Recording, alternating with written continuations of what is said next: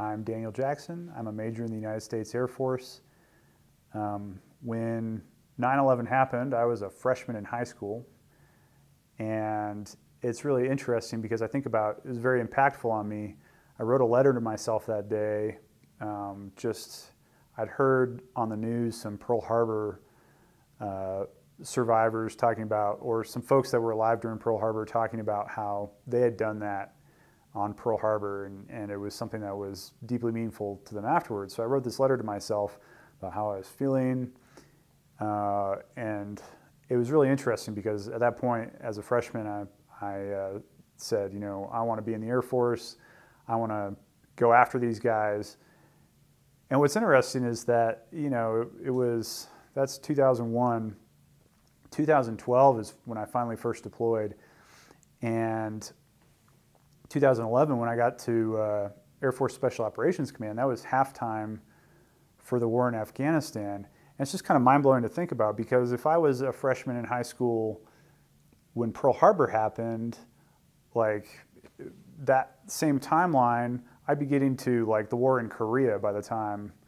But for this still to be going on was just really interesting dynamic to this war, and just kind of showed how different it was. So I went to the Air Force Academy. I graduated in 2009, went to pilot training, and I had always been interested in special operations. And when I was at pilot training, I went to Euro-NATO Joint Jet Pilot Training, which is supposed to be all about becoming a fighter pilot. And I just didn't really get along with that culture super well, and that kind of, frat boy culture continuation. And I remember seeing an article on the internet about this special operations squadron that was flying these crop dusters that they'd modified into attack planes, and they were flying them with some Allied Air Force. And I said, oh, that's what I want to do. That sounds completely ridiculous and therefore awesome. And so when our drop sheet came out, there were a couple of different planes from special operations, and one of them was a U-28. And I had no idea what a U-28 was. I did some Google searching and couldn't find a lot of good information on it either. But it was a single-engine turboprop, a small plane in Air Force Special Operations Command, and I figured that was my ticket to eventually fly the armed crop duster. So I put it at the top of my list. And I remember my flight commander, when I turned in my dream sheet with that at the top, he looks at it and just this very sneering, condescending, well, Lieutenant Jackson gets the points for the most creative dream sheet. And then the squadron commander on drop night, who's a Strike Eagle pilot, he comes up to me. I got my first choice. I got the U-28. I'm going to Hurlburt Field to the 1st Special Operations Wing. And he comes up to me and he says, "You wanted that airplane, right?" "Yes, sir, I did." "Well, congratulations, I guess." Man, thanks, I guess. But it was really funny because I went through the training and everything. I deployed in March of 2012. And I remember running into one of my classmates from the academy who did go into fighters and became a Strike Eagle pilot. And we were actually deployed to the same base. And what was so interesting is that in the same 60-day period, I flew over 40 combat missions, and he flew 3 times total, and none of them were combat missions because they weren't allowed into the combat zone because of a friendly fire incident that had happened with F-15s previously. And it was just so interesting to me that flying this kind of low budget special operations airplane, I was able to actually see and do and participate in so much more of what was going on, as opposed to flying the fighter jet, which would have been cool in and of itself, but kind of being held back from the main action. So as it turned out, the U-28 was an intelligence, surveillance, reconnaissance airplane, ISR. And so essentially in the whole find, fix, finish construct of hunting down terrorist leaders, this airplane was essentially part of the toolbox to find these guys and keep track of them. And then a lot of times we would be a part of the finish as well, whether that was putting a laser down for somebody else's munitions or to support a special operations team when they were going in, which was a cool job because you'd brief with these guys, the Navy SEALs, or other special operators from the Army, Rangers sometimes Special Forces that are working with indigenous troops. You'd brief with them on the ground. This is a small airplane that can take off from forward airfield, so we'd forward stage with them. And you know their intent, you know their scheme of maneuver, and we'd be sitting at the top of this stack of airplanes and kind of orchestrating it all on behalf of the ground team, making sure that everybody's in their own piece of airspace so they don't run into each other, making sure that if the ground guys want to use weapons, that we can move the airplanes to let the weapon through to the target, making sure that we've got any sensors, cameras basically providing maximum coverage, nobody's doubled up on the same thing, so we can provide them the maximum situational awareness. And it kind of turns into this sort of like 3D chess game where you're orchestrating this whole air support component for these special operations teams, and just building a lot of trust and rapport with these guys and connecting things. And it was just really fun and interesting. And some of the most intense missions, we'd get up there on the orbit over the target, put the autopilot on an orbit, and you'd have the most exhausting mission, but it's like all up here. You're barely touching the controls. You're trying to keep track of altitudes.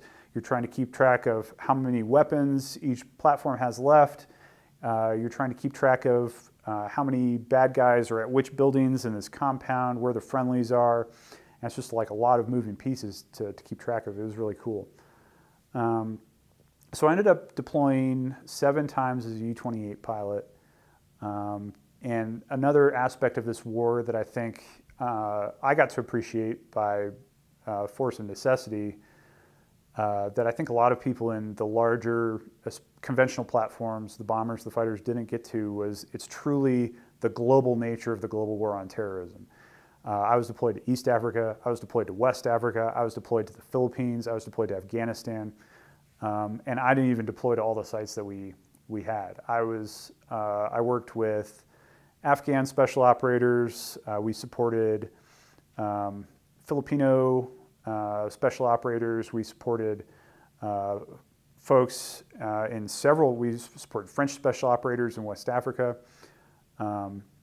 So the global nature and the coalition nature, we got to face with these guys, got to meet them, got to talk to them, got to have dinner with the French special operators that we were supporting the night before and stuff like that. And so kind of getting a feel for the connected nature of all of this and how the big team worked and the global connections of Al-Qaeda and its associated organizations was just truly fascinating, and see how much bigger the enterprise was and the problem was than just Afghanistan.